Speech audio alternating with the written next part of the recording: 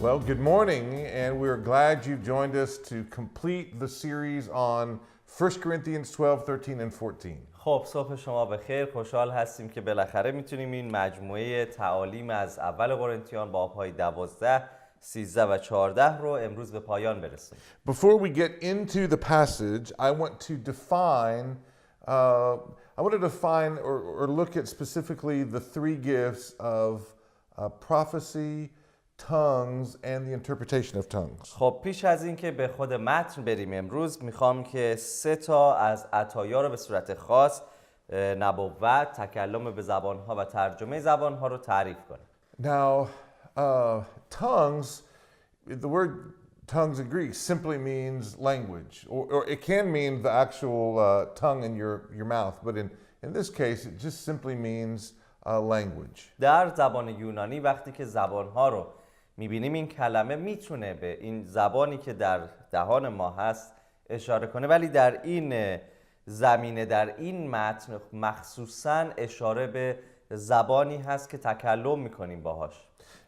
So there are 3 ways to look at tongues in the New Testament. پس به 3 طریق میتونیم به زبانها در عهد جدید نگاه کنیم. The first is ecstatic speech. اولین نمونه یک سخنرانی در خلسه هست، طوری که شما کنترلی روی اون ندارید. Yeah, that's right. It's a situation where you're unaware, you're not aware of the circumstances around you. You have no control over what's happening. شرایطی هست که شما از اتفاقها و رویدادهای اطرافتون آگاه نیستید و هیچ چیز در کنترل شما نیست و شما فقط دارید به اون حالت صحبت میکنید. The second way to see it is that it's content that is not known. حالت دوم حالتی هست که زمینه و محتوای صحبت‌های شما شناخته شده نیست. And then the third is a known or an unknown language. و حالت سوم زبانی شناخته شده و یا زبانی شناخته نشده هست. So let's look at these 3 definitions. خب به این 3 تعریف نگاه کنید. Ecstatic speech. تکلم در حالت خلسه، خارج از کنترل. I think this is not a good option when we consider the nature of tongues. فکر میکنم زمانی که داریم ذات و جوهره زبانها رو تعریف میکنیم این تعریف چندان خوبی نیست. Later in this chapter, Paul is going to give some commands about how you control speaking in tongues. چون جلوتر در همین متن پولس فرمان میده که چطور زمانی که یک شخص به زبانها صحبت میکنه باید اون رو کنترل کنه. So if it's possible for people to get a command from Paul about tongues and obey the command and control the tongues, then ecstatic speech is probably not the right پس اگر definition. پولس به افراد اینطور فرمان میده و قابل انجام بوده، فرمانی بوده که مردم میشنیدن، میتونستن اطاعت کنن و به انجام برسونن، بنابراین این که ما بگیم زبانها به حالت خلسه و خارج از کنترل هست تعریف درستی نیست. The second option is that the content of tongues or the sounds that are made cannot be known. حالت دوم گفتیم وقتی که محتوا و زمینه اون یا صدایی که ایجاد میشه اون آوا قابل شناخت نیست. And the argument here is that tongues is it's a speech that goes from the human spirit to God, and it's something that the Holy Spirit manages. اینطور میشه این رو تعریف کرد که وقتی از روح یک شخص، یک انسان به جانب خدا سخن گفته میشه و روح القدس کسی هست که این کار رو انجام میده و اون رو پیش میبره. So the problem is this is a possible definition, but the problem is the Greek word for tongues is a word that refers to language. اما این حالت تعریف قابل پذیرشی هست، میتونه درست باشه.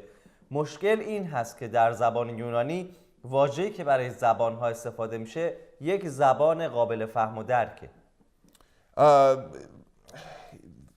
If Paul wanted to use the word for this kind of speech. He would have used the word for muttering, somebody that just makes sounds with their mouth but they have no real meaning. اگر پولس در اینجا میخواست از این تعریف دفاع بکنه، واژه دیگری رو به کار میبرد، مثل کسی که از خودش صداها ایجاد میکنه، فقط صدا و آوا هست، زبانی نیست، دستور زبانی وجود نداره. Now, there are lots of books that are written on this topic. کتاب‌ها و کتاب‌های زیادی در رابطه با این مبحث نوشته شده. And we're not going to solve this problem. و ما نمیخوایم امروز این مشکل رو حل و فصل بکنیم. But in my opinion, I think the third option seems to fit the biblical context best. در طرز فکر من اینطور میبینم که سومین تعریفی که انجام میدیم در زمینه و محتوای کتاب مقدس بیشتر جای میگیره و میچینه. I think that the tongues mentioned in 1 Corinthians are of the same nature as those mentioned in the book of Acts. من فکر میکنم که زبانهایی که در اول قرنتیان بهشون اشاره میشه خیلی به ذات و طبیعت زبانها در کتاب اعمال رسولان نزدیک هست. But the Bible is not very clear on this. ولی کتاب مقدس خیلی واضح و شفاف نیست در این زمینه. And so if your view is number 2, where tongues is just making noises and sounds that have no meaning, then while I may not agree with that position, the Bible is not clear enough to know which one it is. خب اگر طرز فکر شما در رابطه با مبحث زبانها تعریف دوم هست، یعنی ایجاد و تولید صداها و نه یک زبانی که حالا دستور ساختار زبانی داره، هرچند که من زیاد با این تعریف موافق نیستم، ولی کتاب مقدس هم چندان واضح و شفاف در این رابطه صحبت نکرده. But I think number three fits better in the biblical evidence for the book of Acts and for the book of Corinthians when you look at them together. ولی من فکر میکنم تعریف سوم بیشتر به شواهد کتاب مقدسی نزدیک هست، چه در کتاب اعمال رسولان و چه در رساله اول قرنتیان. For example, if you were to look at Acts chapter 2, به عنوان مثال اگر به اعمال رسولان باب 2 نگاه کنید، verse 11, آیه 11، go ahead and let's read that. Let's see what verse 11 says. ببینیم که باب 2 اعمال رسولان باب 2 آیه 11 چی میگه. چه یهودی و چه یهودی شده و همچنین مردمان کرت، عربستان، همه میشنویم که اینان به زبان ما متن اعمال عظیم خدا را میگویند. Okay, the key thing here is that the use of tongues was to express praise for God's mighty acts. کلید در این آیه این هست که از زبانها در محتوای باب 2 اعمال رسولان استفاده میشه تا مدح اعمال عظیم خدا بیان بشه، پرستش به جانب خدا بره. So it seems that the tongues is an experience given to a person who doesn't know the language they're speaking to pray back to God praise and honor for God's mighty acts. بنابراین تجربه زبانها در این مفهوم به این صورت هست که شخص به زبانی که خود اون شخصی که صحبت میکنه لزوما اون زبان رو نیاموخته و یا نمیشناسه، دعا میکنه به جانب خداوند، مدح اعمال عظیم خدا رو میگه، خدا رو پرستش میکنه.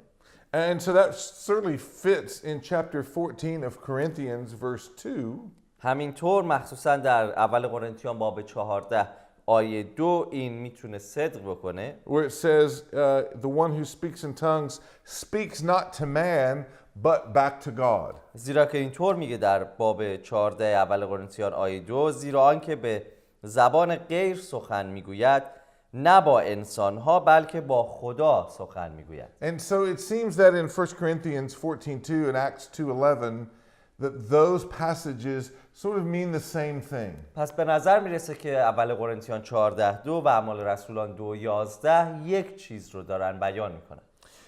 But as I said in 14:28 of 1 Corinthians, there are restrictions. There are things that are boundaries, things that have to be managed about tongues. اما همونطور که پیشتر گفتم، پولس در باب 14 اول قرنتیان مخصوصا در آیه 28 حد و مرزهایی برای کنترل و مدیریت تکلم به زبانها در کلیسا قرار میده.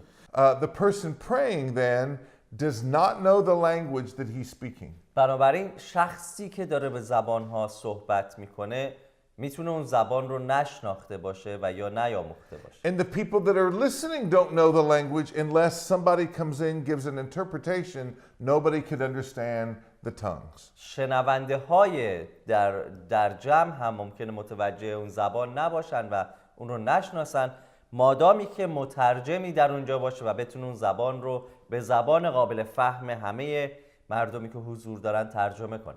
Now, Acts chapter 2 seems to fit that situation.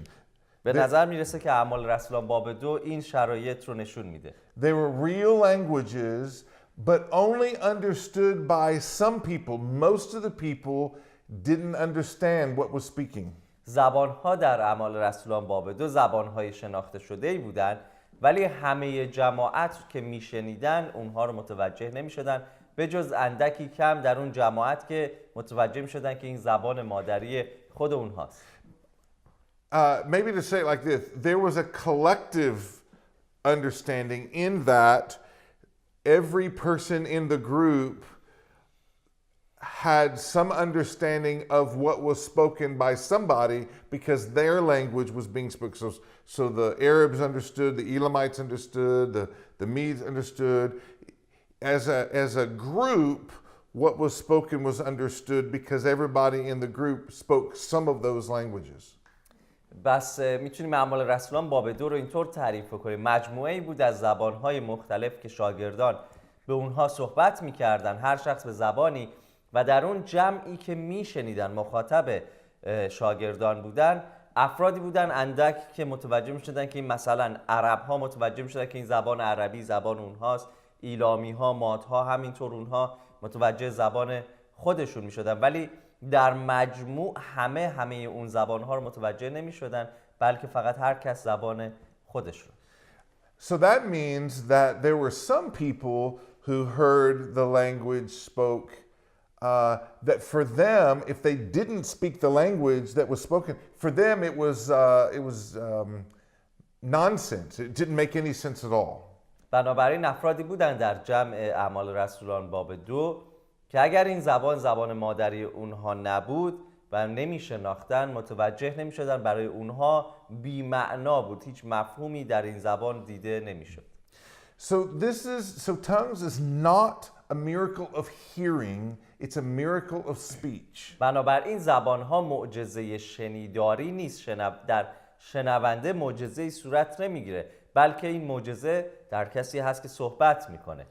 So for this training, in my opinion, we're going to operate from the third idea, that tongues is a known or an unknown language. بنابراین در این مجموعه تعلیمی که پیش روی شما هست، در طرز تفکر ما سومین تعریف از زبانها رو پیش خواهیم گرفت و روی اون صحبت خواهیم کرد که تعریفی بر این بود که زبانها میتونه یک زبان شناخته شده و یا شناخته نشده باشه. So let's get right into the text. Look at verse 1. خب حالا بریم به متن کلام، باب 14 آیه 1 رو ببینیم.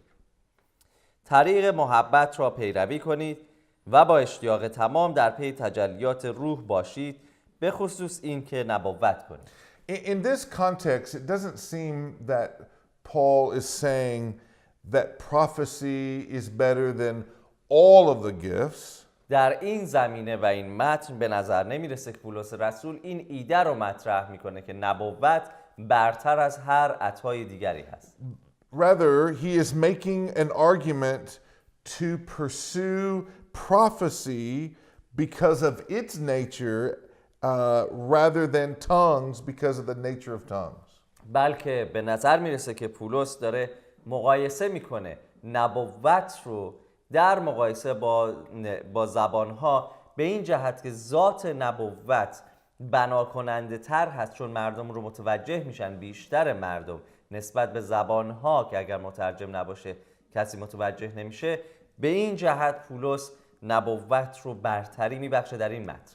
And his argument is going to be that prophecy in its nature edifies or strengthens or encourages the entire group, whereas tongues, the nature of tongues, has a much more limited ability to edify or strengthen or encourage the group.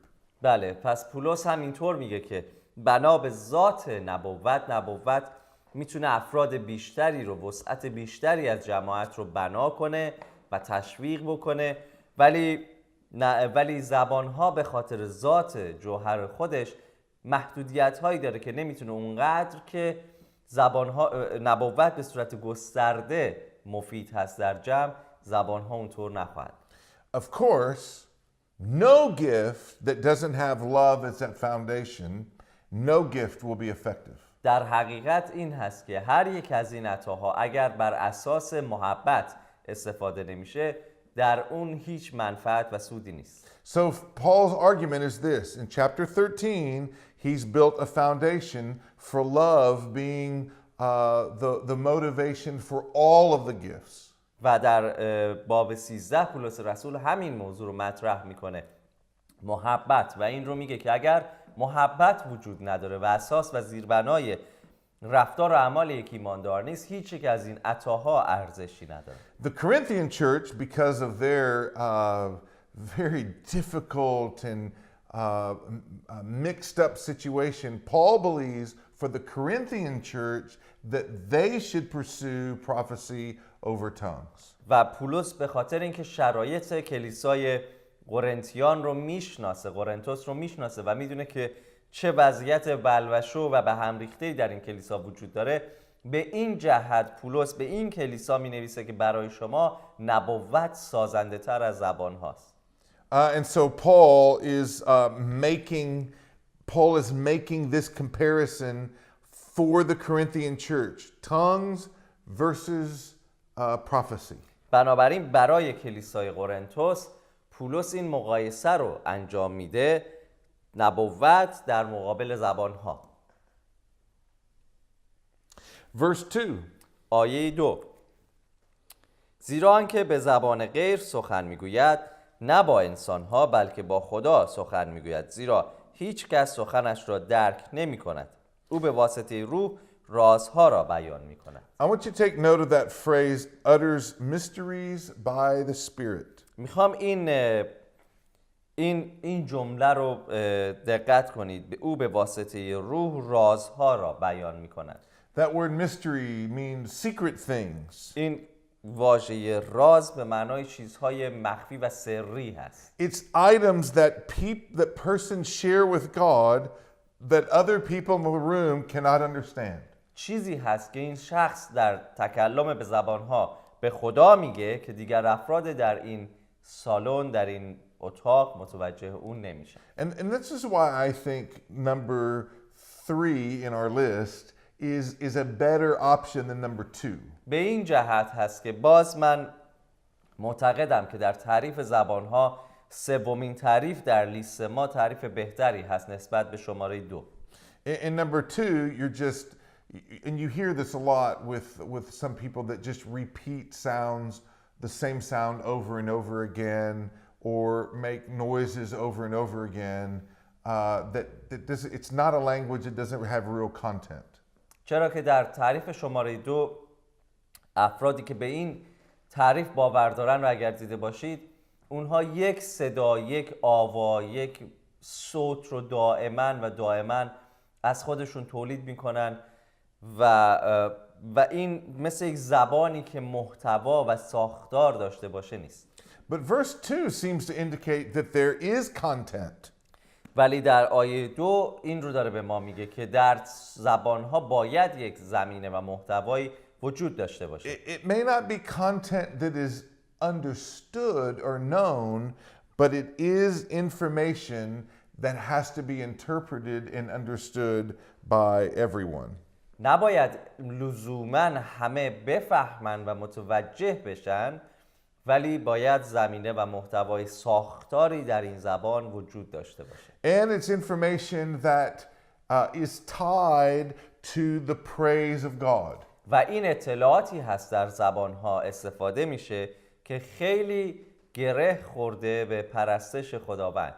So, tongues in verse 2 is secret things of God spoken by the Holy Spirit through the person back to God as praise and worship. پس در آیه 2 از باب 14 زبانها رازهایی هست که به واسطه روح القدس از طریق این شخص برای پرستش خدا اعلام میشه. Verse 3.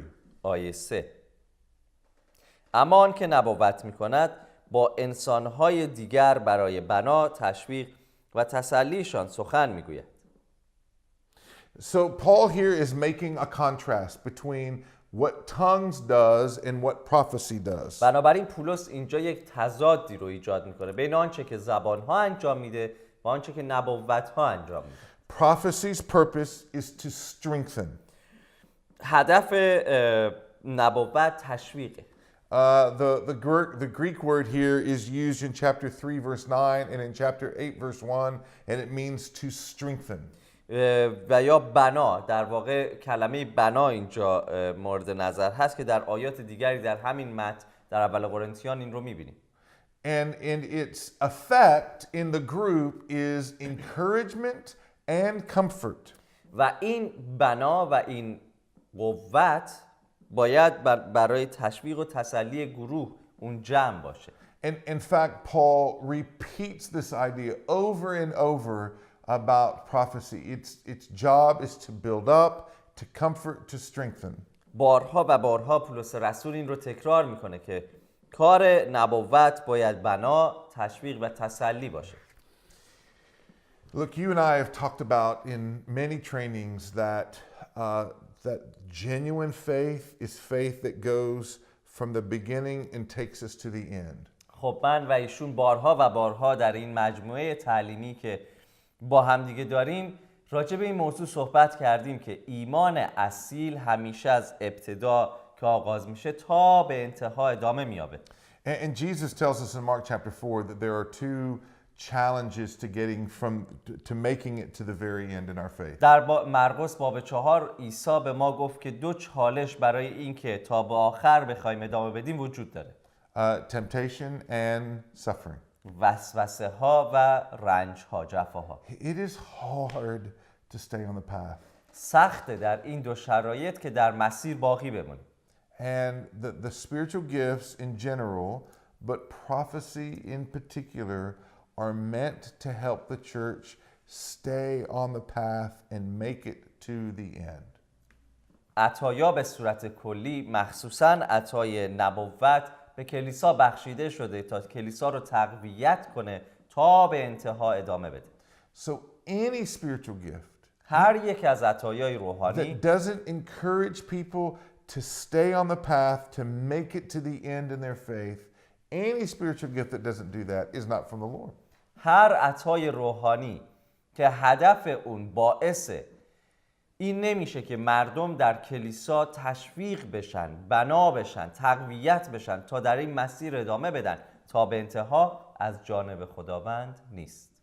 So when we come back into our next session, we're going to talk about prophecy and how prophecy in the New Testament seems to be pretty different than the prophecy talking about in the Old Testament. وقتی که برگردیم در جلسه آینده راجع به این موضوع صحبت خواهیم کرد که چه تفاوتی وجود داره بین نبوت در عهد جدید و اون شکلی که از نبوت در عهد عتیق مشاهده کردیم. We'll see you in just a minute. چند دقیقه دیگه باز با شما خواهیم.